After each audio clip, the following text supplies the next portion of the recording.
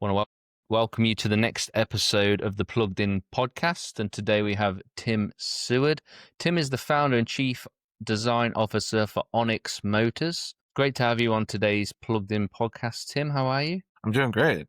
Good to meet you. Great to meet you, and always love just to be able to jump on and find out a little bit more about what's happening in your world. And yeah, it's been really enjoyable over the last number of months interviewing people that are creatives, founders that are finding different ways to doing business and manufacturing. It's very fascinating for me in this fast-paced world of technology that we live in. I'd love to hit the ground running with you, Tim. My first question really is, why do you believe design and performance go together in the EV bike experience? Well, I guess I'm sort of an adrenaline junkie, right? And I mean, I've always liked cars and snowboarding and skateboarding. And I tried some e-bikes, early on, and like I think it was like 2009, 2010. And I just remember like it wasn't really that exciting to me. It was really exciting to the person who was making the e-bike, but designing the e-bike. But for me, I just thought it was pretty lame. Like I had some gas-powered mopeds that I was customizing, and you can make gas-powered mopeds really fast, right? So with like a couple $100, you can upgrade them. And I just thought, e-bikes weren't really there yet. And then after years of riding around on, the smelly gas powered bikes and realizing that it didn't really paint me in a great light in high end design studios, I started to actually, there was a couple instances where I started to look into electric vehicles. Around 2012, my friend was trying to convert a moped into electric. Again, it wasn't that fast, but it was hitting 45 miles an hour, which if you know anything about the upgrades you can do for gas powered mopeds, that's about your cheapest kit that you could buy to make it go that fast. So I still wasn't that excited about it, but I was like, oh, this is kind of evolving. Then around 2015 or 2015, suddenly there was a bunch of higher powered stuff on the market, and I tried it out and I instantly got hooked. So as a designer, then that's when my mind started to really just think about how I could turn this into, wasn't really thinking so much a product, but more of like how I could turn this into a transportation device for myself. But as a designer, I also wanted to make it look good just because I was riding around on it.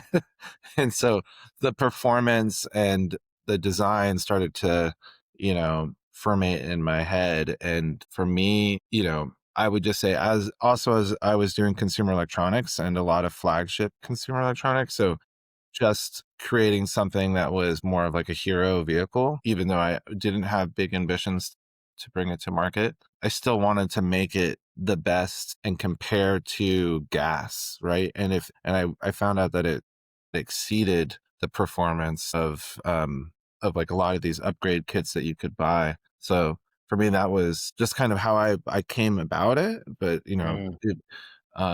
but the main reason was because I was comparing it to other things that had high performance, right? Yeah. Yeah. It's funny. I thought at one point you were going to say that your mind went into overdrive, which would be a total dad joke, wouldn't it? I mean, pretty much, yeah, it did. It pretty much did. I lived in San Francisco, and one of the big things about San Francisco is the hills, right? Obviously, like no pun intended, they're huge. And I used to skateboard down them, knowing how steep and crazy they are. But people would always talk about how hard it is to get up them, right? And so that was another thing, making sure that the bike could climb the hill.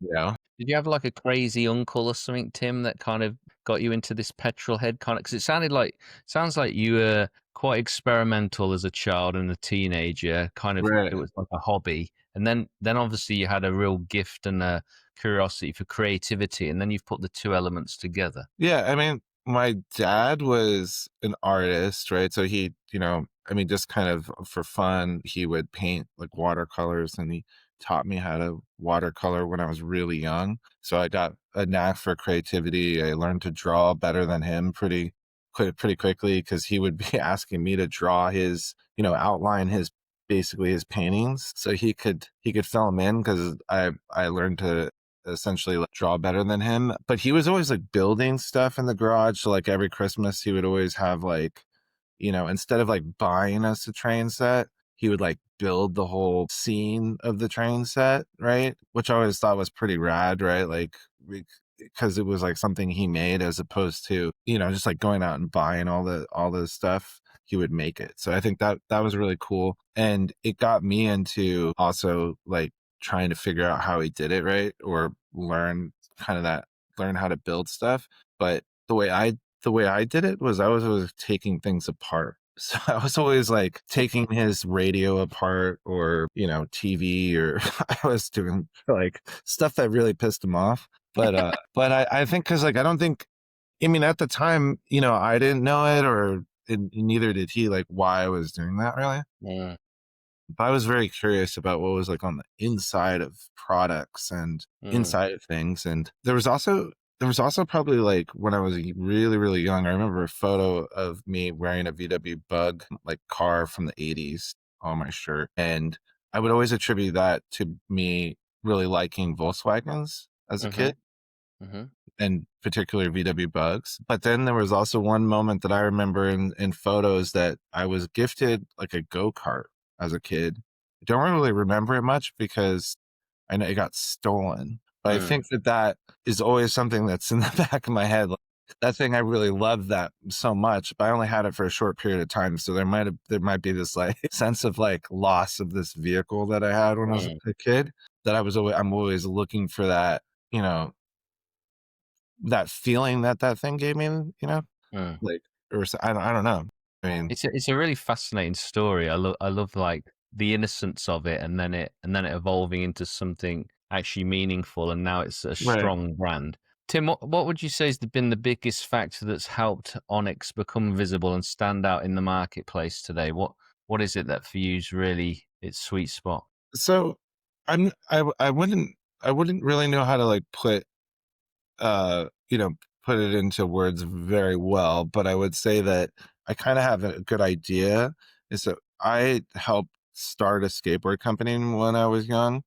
So around 19 years old, I ran into a really cool like engineer designer who was making this really interesting skateboard, and he showed me how to learn a couple like creative programs like Adobe and Photoshop, and eventually learning how to make videos and stuff. So I got really creative in the company and eventually became the creative director for the company for 10 years. And I ended up using a lot of that knowledge into ONYX, right? And I think I inadvertently sort of created like a skate kind of culture and community around ONYX because I'm so familiar with how we built that and how we made that. And so whenever I was doing anything about ONYX, or like when I wanted to do test rides or anything like that, I would almost do the exact same thing that I had did in the past, but tried to bring it into current times, right? So because in the late 90s and the early 2010s, you didn't have the internet wasn't as prominent, right? Like there wasn't Instagram and there wasn't Facebook.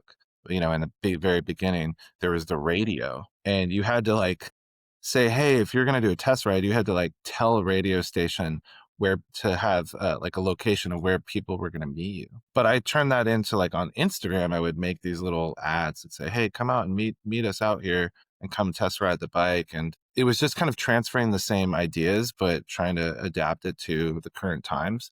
And it actually worked out pretty well. Like when I did that, it was it was almost the same thing as the radio where, maybe 30, 40 people would show up without even knowing who they are or if they were ever going to show up, right? Mm. And so that's at least kind of a good example of how I started it, and the magic behind it, in my opinion, was looking at it more like a skate brand than Mm. just like a regular like e-bike brand, just trying to make money, trying to sell product. Is more about like the people and interacting with people. Yeah, because when I've looked at your brand, Yeah. it seems like its identity is becoming part of a rider's identity rather than just being a form of transport. It does seem to be much more personal, right? And getting that sense of community and other riders kind of taking joy and pleasure in that rather than it just being a vehicle that gets you from A to B. Right. Yeah, that the riders and the style, the look and feel is, I would say, aspirational, right? Another brand that I worked for that also influenced me heavily was called Chrome Industries, and they make these kind of bike messenger bags, and I helped design shoes for them. And Chrome Industries has a very like community rider focused brand. If you look at their website, it also feels fairly similar to ours, where not that like I copied it anyway, but it was more like it's very influenced by the rider and the look and feel and the aspirational aspect of that, right? So when someone goes on there and they say, "Oh, I think this style is really cool," right? They may not actually dress like that or, actually do those activities. Like I can give examples, like if we show someone going out camping in the desert, not everyone lives close to the desert, right? But they may one day think, "I want to go out to the desert and this might be the vehicle to bring with me." Um, to ride out in the desert, and go camping, right? It's that effect that I know people are attracted to, and they desire to kind of maybe grow into, right? Mm. Yeah, Need to get it on some computer games. I'm thinking of like Trials Rising, one right. of those sorts of games, where it's got. You should think about that, seeing if you can get grafted in with some of these different avenues. I honestly think like Grand Theft Auto 6 would be rad to do it because, yeah, because I would always find myself playing that game a lot. And, riding the motorcycles around was always kind of fun in that game because you could just ride over anything. And that's also like, it honestly feels like pretty accurate to what you can do with like a motorcycle. So you can Well, pretty run much over go people. anywhere. I always look at it as like it's like our own moon rover for planet Earth, right? Where cars and stuff like that pretty limited because of the size, and you can't like pick them up if you get them stuck on something and Mm, move them so you can keep going, mm, right? mm. So yeah, I think video games would be pretty fun. I have the 3D files, so I could do it. Well, there Yeah. you go. Maybe it'll all start from this conversation, Tim. I wanted to ask you, what role do limited editions and exclusivity play when it comes to building demand and brand awareness for Onyx? Well, we've only done actually like one limited edition, and that was when you know, so I had sold the company, right? Because I had spent years developing it and I realized I wasn't really going to be able to design and was really focusing on building the company for a couple years. I got actually pretty burnt out. So I had sold the company, but still stuck with it. And, but unfortunately, the person I had sold it to, he had some health complications years down the line, right? Company was, doing pretty good, but he passed away because he was 100% owner. It actually made it pretty difficult to just like get the brand back and fix it. But we were able to figure out just how to get the brand, no assets or anything, because by that time it was, a year had passed. But to restart the company, we came up with the idea for a limited edition version of the original bike. That helped us kind of come back. But I think like limited editions in my mind should be very special, right? And so that was one reason to do it. I think maybe like I've thought about maybe limited edition colorways and things like that. There's definitely kind of like these 80s retro style colors and things like that that people are really into, but you couldn't really like have it as a main product, right? Mm-hmm. Otherwise, just one, I know it's not everyone's cup of tea. So Mm, yeah, so I do have those ideas in the back of my mind where it's like special colorways, but different SKUs and things like that. We're pretty much looking at, who our buyer is and what they want, and we offer them that. But as far mm. as like little special things, we do that rarely, and it's on special occasions. Yeah. We've only got a few minutes left, so I just want to capture a couple more things before we bring this into land, Tim. What are you personally doing at the moment that's growing your own visibility and presence as a founder moving forward, especially as we end 2025, we move into 2026? Well, because I'm now back at the company personally, uh I'm taking on like a much bigger role than I had in the past one. I was doing a lot of the building myself uh, you know, and now I have a big team, and we have a storefront in Los Angeles, things that we never had before. I'm taking the years of feedback from all the customers to really implement that into any product that we develop. So just yeah, in general, I'm really taking a lot of the learnings over the past. It's been almost 8 years. I'm taking a lot of that and putting it all into everything that I'm doing moving forwards.